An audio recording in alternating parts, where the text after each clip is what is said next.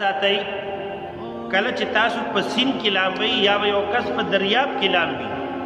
هغه سر ډوب کړي نو چې کله دې سر ډوب کړي او بیا دې سر اوچتئ نو د انسان هغه سلګۍ غونته کې دی وایي دې سلګۍ وهلو سره مشاهده دا ده چې دلته اوبه تېرېږي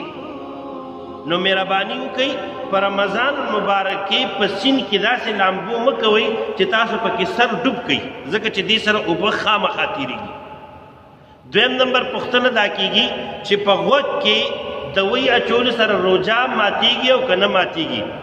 نو په غوږ کې دوی اچولو سره روژه ماتېږي